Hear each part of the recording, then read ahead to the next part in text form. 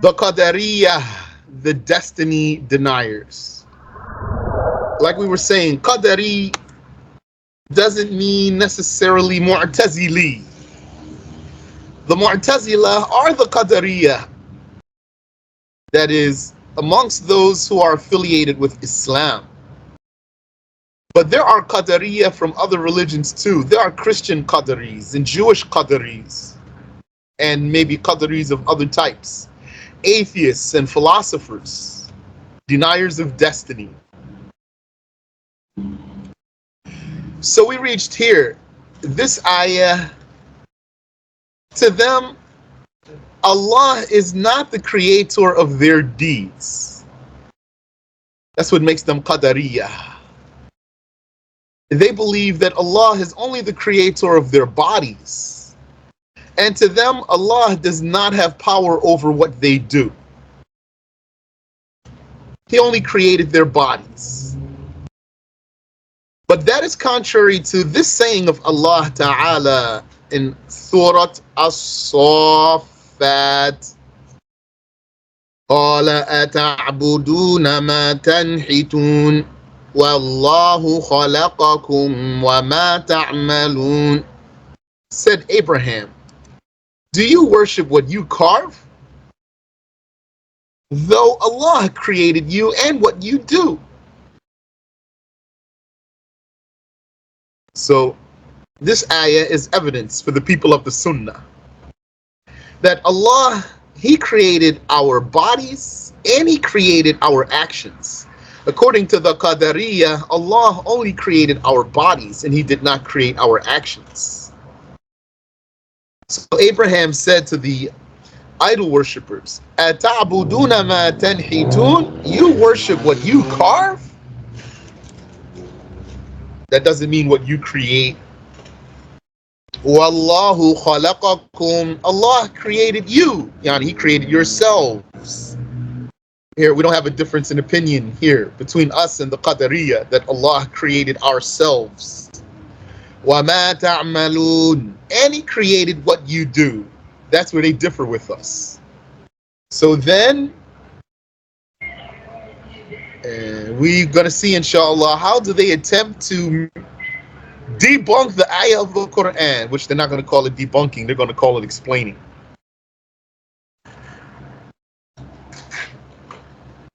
Also, the Messenger sallallahu alayhi wasallam said, Inna Allah sani'u kulli sani'in wa san'atih.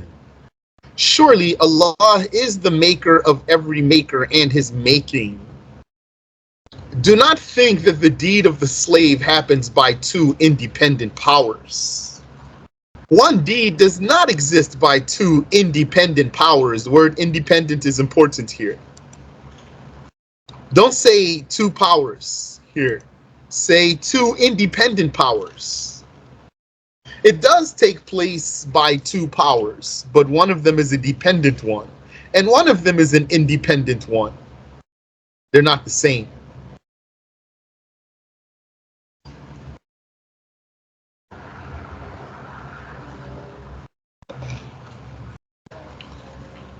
As clarified by the proof of Tamanu', you know the proof of Tamanu', that's the mutual exclusivity. The argument that there's not two gods, because they would basically cancel each other out. That argument of how, if there were two gods, they would cancel each other out, you know, this argument can come from different angles. You can present it in different ways. If you know how to present the argument of Tamanu', then that's good. Like to say, if there were two gods, could one of them keep something hidden from the other or not? If you say yes, one of them could keep something hidden from the other, it means the other one is ignorant. Then he's not God. And if you say no, then means the one who can't keep something hidden from the other is weak, so he can't be God. So they cancel each other out. So The deed of the slave, when we say deed, this word deed here means voluntary deed, a deed, an action that's associated with volition. That means will and choice. Don't think that a deed of the slave happens by two independent powers. No. It happens only by one independent power, as clarified by the proof of Tamanur, the argument of mutual exclusivity, of why there is not more than one God.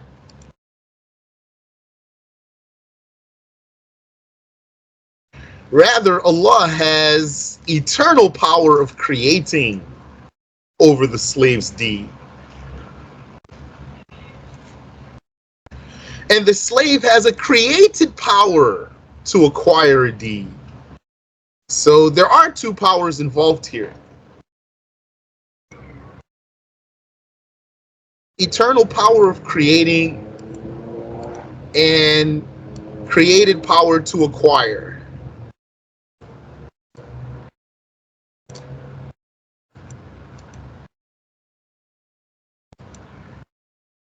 These are two different relations. Yani, the relation of this power to the deed is different from the relation of that power to the same deed. In other words, it can be said that a slave's deeds happens by the slave's power. That's a valid phrase.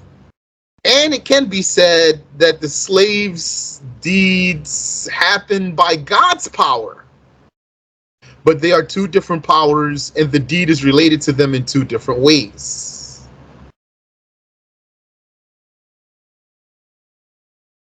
Footnote. Allah creates all of the deeds of the slaves, including the voluntary and bad deeds. That's clear. The slave only acquires, that means performs the deeds. Acquiring them means he becomes attributed with them. The person has a choice to make, the person has a choice that makes him accountable. This choice validates his accountability. So he's not like a rock or a tree. He has a choice. The person's ability to choose does not make him the creator of the deed. That's the sick creed of Mu'tazila or any Qadari. Man has a choice under the will of Allah. Since the slave's power does not have any effect, in reality, you can say the slave's power doesn't have any effect. And that means, if you want, in parentheses, in reality. Meaning in reference to creating and annihilating. And since the power in reality is the power of Allah, it is necessary to deny that the deed takes place by two creators. Also, since the opposite of power is weakness, and effective power is negated from the slave, weakness is then confirmed for the slave.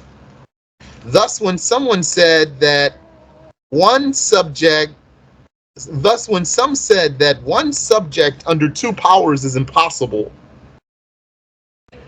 one subject under the control of two powers,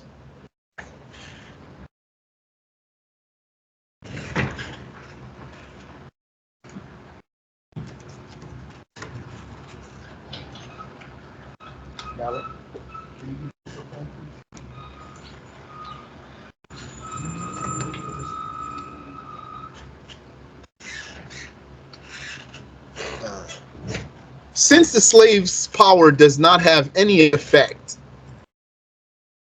meaning in reference to creating and annihilating, and since the power in reality is the power of Allah, the power in reality is the power of Allah. So that's the meaning of La hawla wa la quwwata illa billah. There is no, hawl means power, and quwwa means power. It's like saying there's no power and there's no strength except by Allah. And there's something implied in there that needs elaboration. The power in reality is the power of Allah. We're talking about here the power to create and the real effect. The real effective power. It is the power of Allah. It is then necessary to deny that the deed takes place by two creators. So there can only be one creator, even if there's two doers. There can only be one creator, even if there's two powers. Also, since the opposite of power is weakness and effective power is negated from the slave, because effective here means creating. Creating power is negated from the slave, then weakness is confirmed for the slave. Thus, when some said that one subject under two powers is impossible, they said it's impossible that one thing would be controlled by two powers. They meant creating. However, for one thing to be under two powers, one of which is the power of creating and the other is the power of acquiring, this is valid.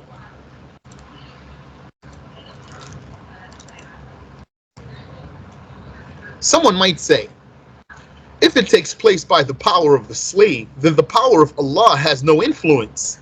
And if it takes place by the power of Allah, then the power of the slave has no influence. So that's great fallacy. That's what's going to happen when you don't have concept of qadar. And a person might be stuck here in a way. Yani, a person might have less than a confirmation here. It might seem like he's confirming, but he's not. Like a new Muslim, and then you want to teach him about the qadar, which is essential creed. He needs to learn about the qadar. And then you told him the right belief, how Allah is the creator of everything, and that the slave, he's only an acquirer of his deeds, and that everything is destined. So then he might say, you're saying things take place by the power of Allah? So you'd say, yes, that's right. So he might say, then the slave doesn't have any power? You're going to say, no, I'm not saying that. So you say, the slave has a power to do something? You say, yes. So he says, so that means God doesn't have power over that? You say, no. So his mind needs some strengthening. His mind needs some protein.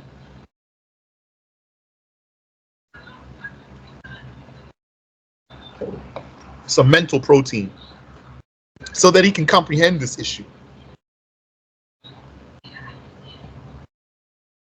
So someone might say, if it takes place by the power of the slave, then the power of Allah has no influence. And if it takes place by the power of Allah, then the power of the slave has no influence. We reply, when we say that the slave does it with his power, we mean that the slave acquires it with his power. And when we say that the deeds occur by the power of Allah, we mean that the deed is created by the power of Allah. So that's clear for you. According to their claim, most creations in the world would be created by other than Allah, because there's more deeds than bodies. Each body has innumerable deeds. So according to their claim that Allah only created the bodies, then most of the creations in the world would be created by someone other than God, which is the saying of the dualists. Dualists are people who believe that the world is under two gods. So dualists are pagans, mushriks, they believe in two gods. And Christians are pagans because they believe in Trinity, three gods. And some people are pagans believing in even more than three, like the Hindus.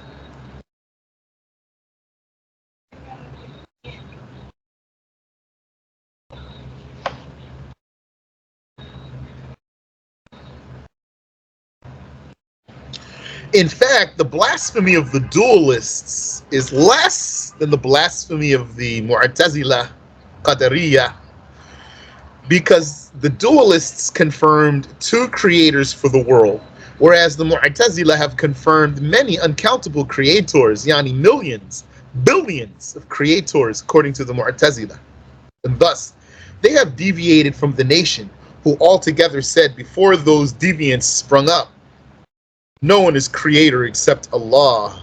Just as they had been saying, no one is God except Allah. Yani, to the people of the prophetic way, the statement, La khaliqa illallah, there is no creator but Allah, is tantamount to, yani, it's equivalent to La ilaha illallah, there is no God but Allah.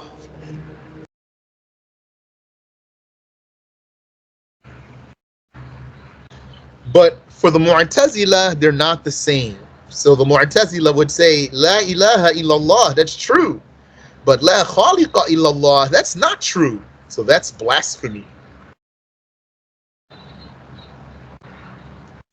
Despite this deviance, they ironically called themselves Ahlul Adl, the people of justice.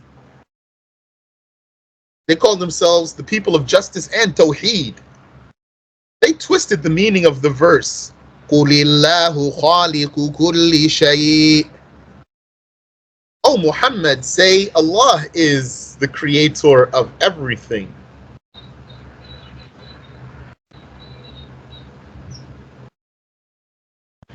So, Abdul Qawi, you asked if these people, didn't they see some ayah of the Quran? And I told you they pervert the ayahs of the Quran. Here's an example. Allah said, Qulillahu khaliqu kulli shay'. Say, O Muhammad, Allah is creator of everything.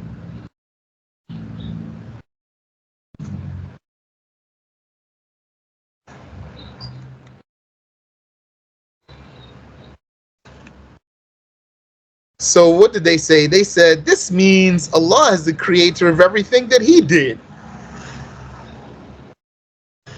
Allah is the creator of everything that He did. See how somebody will restrict something that's not restricted? Be mindful about that.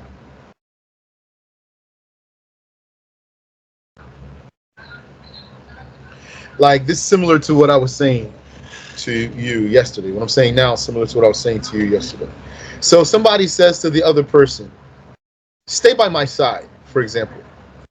So then someone understands from that, stay, even though it wasn't stated, someone understands, stay by my side while I make wudu. So he added a restriction into the open statement. So that restriction there, yani, one shouldn't put something like that there unless he has a proof for it. Now maybe the person, he thought he had a proof for sure, but yani, I'm just showing you the angle I was coming from. So this is like that, what these people did. They said, like if we were to ask them, how do you explain this ayah? Qulillahu khaliqu kulli shay'. Allah is creator of everything. They say, oh yeah, He's the creator of everything that He did. So they add that part there. They put a restriction there that doesn't belong there. So what was open, they limited it. So they said this means that Allah is the creator of everything that He did, and not the creator of what someone else did. He's not the creator of what someone else did. So that's big blasphemy. That's a person laughing in your face. This is why the Messenger of Allah sallallahu alayhi wasallam said, Al-Qadariyatu Majusu hadhihi al-ummah. The Qadariyah are the Majus of this nation.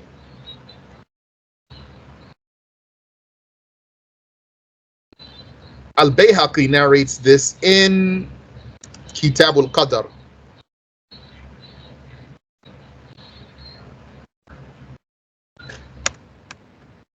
Others have also narrated this hadith.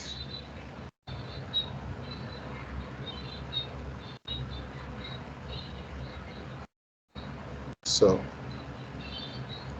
So right here in this paragraph, we didn't offer direct response to this misinterpretation. We just presented their misinterpretation. And so, Abdul Qawi, I was saying to you, this is what they do. You asked me, there's ayahs in the Quran about the qadr and about Allah being the creator. They didn't see any of those? Yeah, they saw them. But they're going to twist their meanings. So they said, Allah is the creator of everything means He's the creator of everything that He did. And really, they hope you're stupid enough that that's going to fly past you, or you're not going to catch it, or that it will fool you. So that you'd say, oh, okay. Oh, okay. They're going to say, that's why you're not going to say I'm a kafir. So then somebody might say, okay. But if you learn, you're going to say, no, you're a kafir.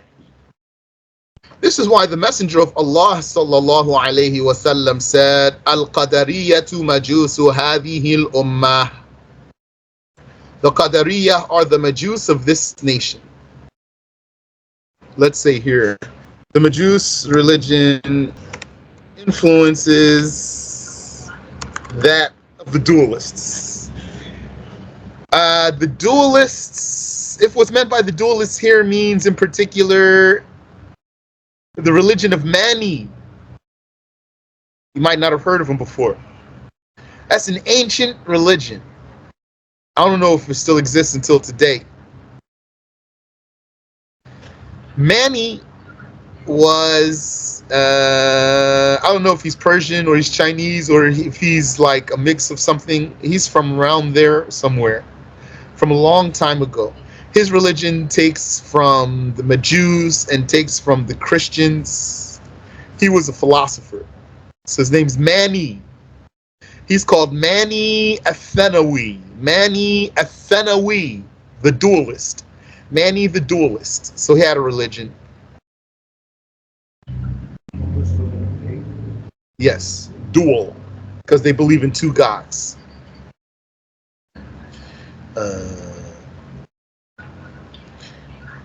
So the Majus religion influences the religion of Mani, the religion of Mani.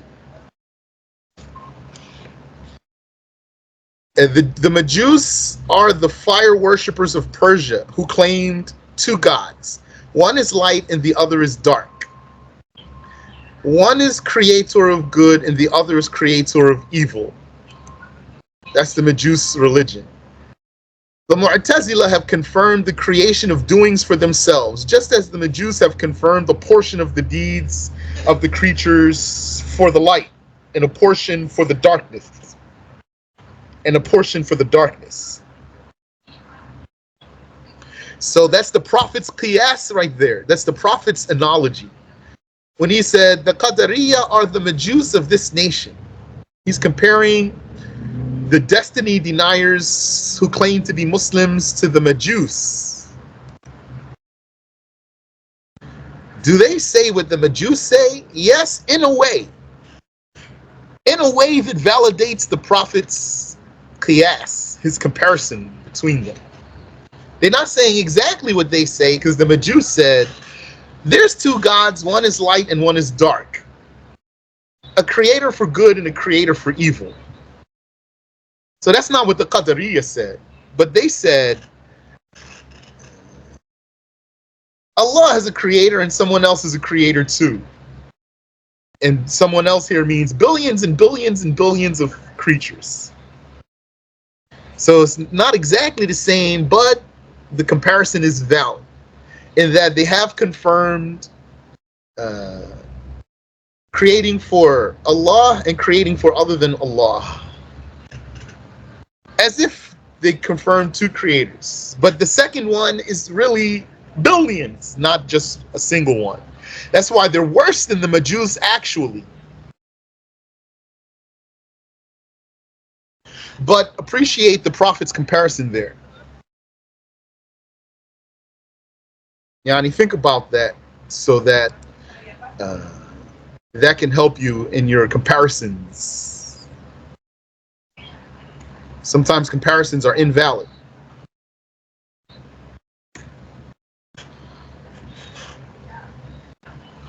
All factions of the Mu'tazila deny that Allah is the creator of evil and sins. Footnote.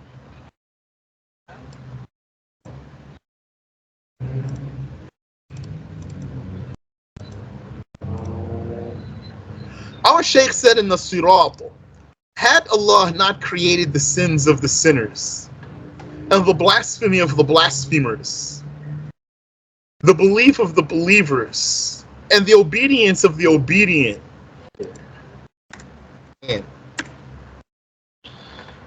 He would not have created paradise and hell.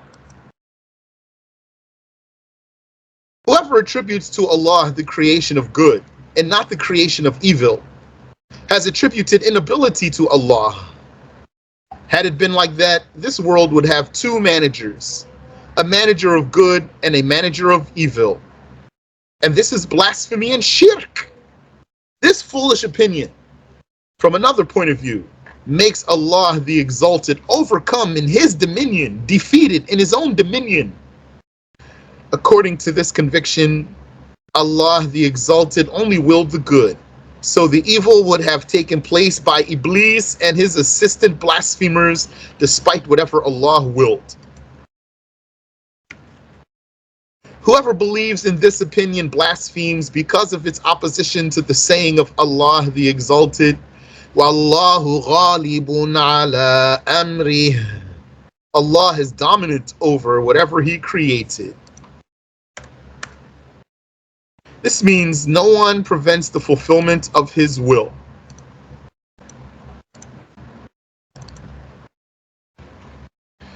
They say that Allah did not will blasphemy, murder, fornication, sodomy, and the other sins. And that He did not will for them to be bad. They say He didn't will for them to happen, and He didn't will for them to be bad. Wal-'iyadhu billah. They just don't want to stop.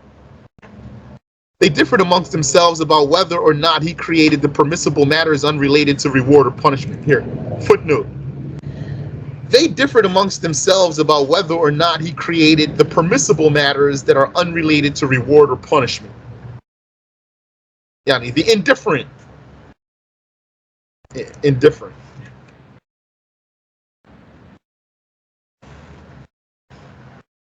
If He created the indifferent matters that are unrelated to reward or punishment. So Mu'tazila, they differed. Some of them said He didn't create also the things that are not rewarded, that are neither rewardable nor punishable.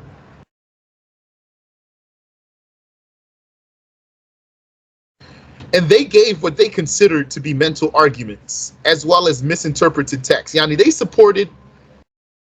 supported this corrupt conviction with what they thought were rational arguments and with misinterpretations of texts.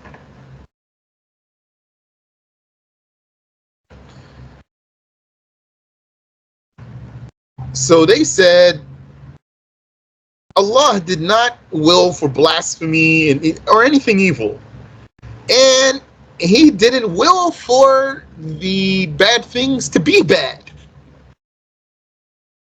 Wal-'iyadhu billah. So they went even further, because that's two different things. To say He didn't will for the bad thing, that's one thing, and to say, and the bad thing that did happen, He didn't will for it to be bad either. They said there is no wisdom in the creation of evil, so how would the creation and preordainment of evil be something good from the all-wise? Question here, I didn't see this. He said, but even in this statement, what do they mean when they say the part that He did? They say Allah is creator of everything that He did. They mean He's not the creator of anything that somebody else did. So when you say to them, how you deny that Allah had created everything? Allah said, Qulillahu khaliqu kulli shay. Say Allah is creator of everything. You say, yeah, He is creator of everything. He's creator of everything that He did. So He's playing games with you here. You're welcome. He's taking you for a fool.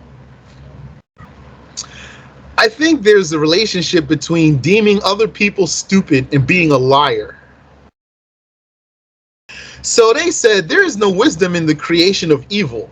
So how would the creation and preordainment of evil be something good from the all-wise? We say, if there were a good result in something being made, there would then be wisdom in it. And it would not be stupidity or something ugly. Because basically they're saying, those Mu'tazila are saying, what's the point of evil? Why would you think God created evil? Where's Yani? It's evil. There's nothing good in evil. What's the point of evil? So we're saying to them, and maybe their minds don't even conceive, we're saying to them, if there were something good in something being made, if there were some good result in something being made, then there would be wisdom in it.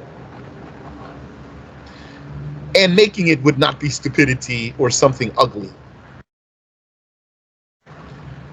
So then, if they were to say, like what? What's something good about evil? What's good about evil? And he thinks you're stupid. So here's the answer. In the creation of evil are several aspects of wisdom, such as proving the perfection of God's power. Because whoever can create two opposite matters has perfect power. He's the one who creates good and evil, and beautiful and ugly, and strong and weak, and all opposites, and male and female, and all the opposites. So he has the perfect power, which is a condition of godhood. And there's other benefits, like when you avoid evil, you get reward. If you avoid evil with a good intention, you get reward. So then that's a wisdom and a benefit of evil. Its existence gives you access to reward by avoiding it. So in the creation of evil are several aspects of wisdom. Allah created evil, and He is still Al-Hakim, all-wise. The meaning of wisdom in His doings is for them to fall in compliance with His knowledge and will. So the wisdom is the qadar. Yani, al-hikmah, the divine hikmah is al-qadar. Anyone whose doings do not fall in compliance with His knowledge and will did not act with wisdom. Yani, anyone whose doings are outside of his own knowledge and contrary to what he wanted, then he did not act with wisdom. Al-Hakim, the all-wise, is the one who creates without a mistake. Everything comes out as he willed for it. That's the hikmah, which is the qadar. This perfection does not mean that everything he created is large or strong or beautiful. It means that everything he created is as he willed and knew, even the small, weak, and ugly things. From here we say that creating the blasphemer's blasphemy is not foolishness. Footnote, the sky and the mountains are no more of an indication of the power of Allah than the ants and the bees. Despite that the sky and the mountains are grand and strong, yani firm, and the ants and bees are small and weak, and we could even say meek. Let's say meek. Don't think it exists anywhere else in the book.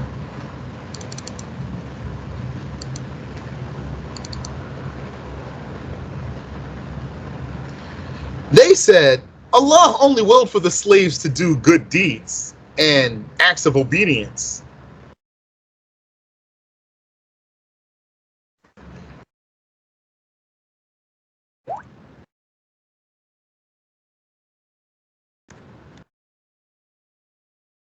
They said that, referring to the saying of Allah,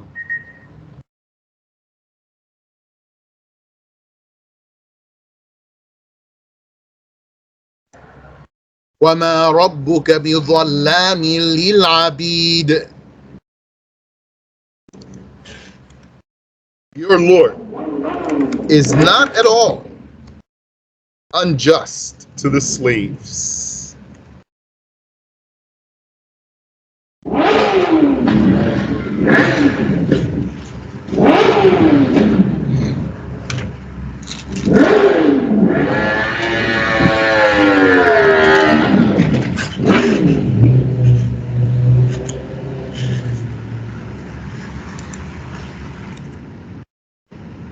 وَمَا رَبُّكَ بِظَلَّامٍ لِلْعَبِيدِ. Your Lord is not at all unjust to the slaves. Not at all. Because of this bat. This bat emphasizes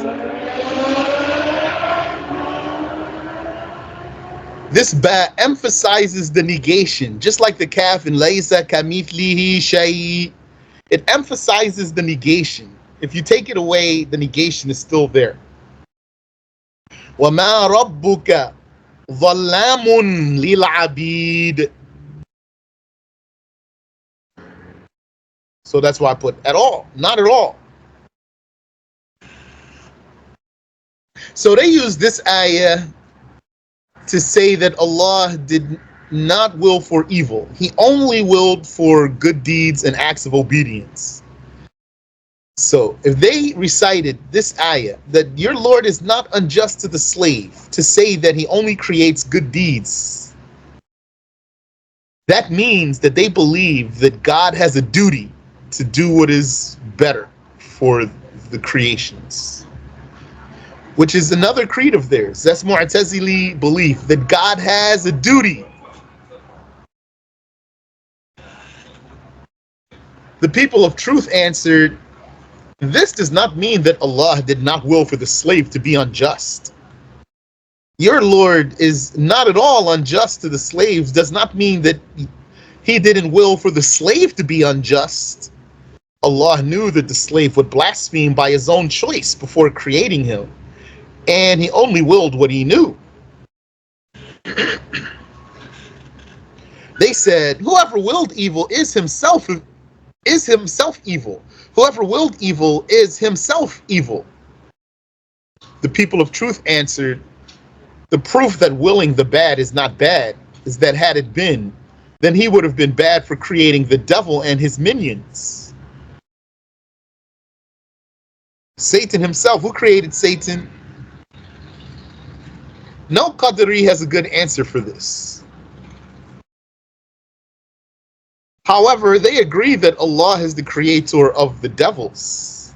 Therefore, what is bad is acquiring the evil deed, being attributed with the evil deed. Willing for the slave to do bad deeds is not acquiring a bad deed. Allah does not acquire a bad deed because he willed for the slaves to do bad deeds. That's the right belief.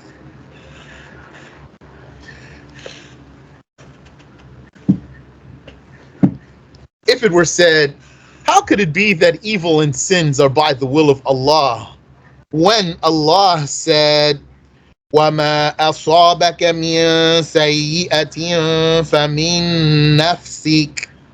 Whatever hit you of bad was from yourself. Someone sent me this question not too long ago. Surah An-Nisa, ayah 79. That was just another testament to me for the Sheikh's wisdom. He mentioned so many cases in his books that they happened really just like the Sheikh said. He's not just formulating some deviant ideas and then presenting them to you and saying, well, this is deviant here. Actually, people are falling into these things. So they say, how could it be that Allah created evil and sins when Allah said, وَمَا أَصَابَكَ مِن سَيِّئَةٍ فَمِن نَفْسِكَ. Whatever hit you of bad was from yourself. So someone is citing this ayah. To him it means, whatever hit you of bad is because of what you created. It doesn't say that. That's how somebody's going to give you a reference that doesn't say what he's saying. First thing you do when somebody tells you something wrong and then he tries to prove it from an ayah or a hadith or anything else, look into what he's giving you. Look for exactly what he's saying. Not look for the words that he's interpreting. Don't look for the words he's interpreting to say what he's saying. He's saying something. He reached an end, or he got somewhere that he believes. If you ask him, well, what do you believe? He's going to say, I believe this claim. So if you told him, where did you get that from? Then he's going to give you an ayah that doesn't say anything he said. So this is a great example for you. وَمَا أَصَابَكَ مِن سَيِّئَةٍ فَمِن نَفْسِكَ. Whatever hit you of bad was from yourself. We say obedience and sins are not meant by the good and the bad in this verse. Obedience and sins are not meant by the good and the bad in this verse. Here, bad, it's translated as bad. The sayyi'ah, whatever hit you of bad is from yourself. That's not even the obedience or the sin. Yani, what's meant by sayyi'ah in this ayah is not an action of yours. Here, the hasanah is times of ease and support from Allah. So that's not your action. And what's meant by the sayyi'ah is famine and defeat, according to the different sayings of the scholars. May Allah accept their deeds. Do you not see that Allah said, وَمَا أَصَابَكَ, whatever hit you? And he did not say, وَمَا فَعَلْتَ, whatever you did. So this is not about the deed of the slave. It doesn't say what he's saying. What he's using it for, it doesn't prove what he's using it for.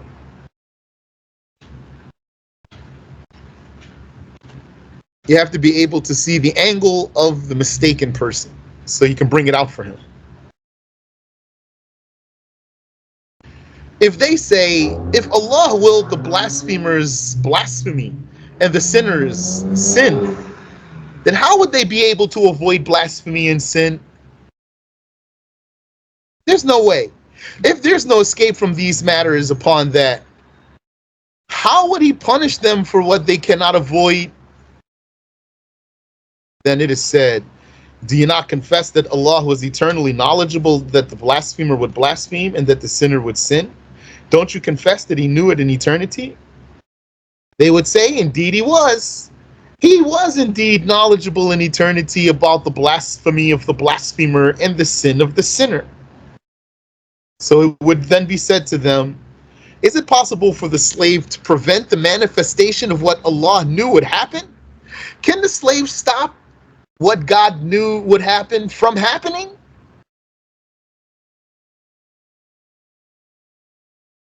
So if they say yes, then they attributed ignorance to Allah. How can you stop what Allah willed, what Allah knew would happen? How could you stop what God knew would happen? So if they say, yeah, you could stop what God knew would happen, this means that he's attributing ignorance to Allah. Because then it becomes, that's what God thought would happen. But he was wrong. That's blasphemy. And if they say no, then it would be said to them, just as Allah eternally knew that the blasphemer would blaspheme and that the sinner would sin, and despite that he threatened them with punishment, and then he would execute his threat in the afterlife without being stupid according to you and us. Yani, that's for the sinner. We say Allah will punish the sinner and the blasphemer in the afterlife without being a fool. That's what we say. And you too, Mu'tazila, you say that. You say, if Allah punished the blasphemer or the sinner, he wouldn't be a fool. Likewise, we say the blasphemer blasphemed and the sinner sinned by the will of Allah, and he blasphemed and sinned by the knowledge of Allah. And there's no ascription of stupidity or foolishness to Allah because of that. Wallahu ta'ala a'lam. Let's stop there. Then we'll probably finish this section next week, this section on Qadariyah, and then we'll start going over prophethood. Ameen wa fikum. Any question? Shaykh, Yes. you know, Ibn Taymiyyah, would he be considered a Qadariya as well? One of the Qadariya? What did he say? When he says like God wills temporally. God wills what? Temporally, or like will after will after will.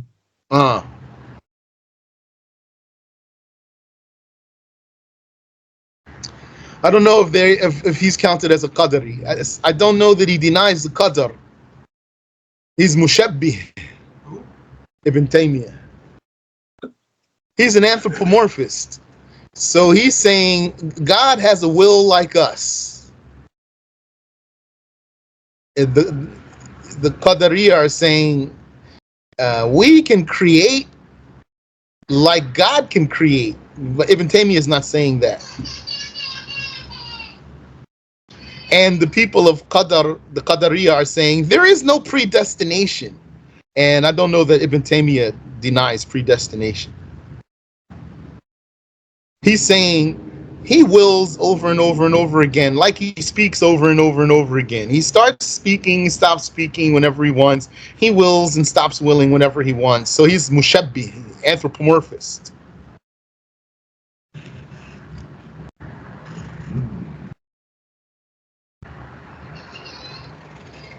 But even a Wahhabi is not a Qadari.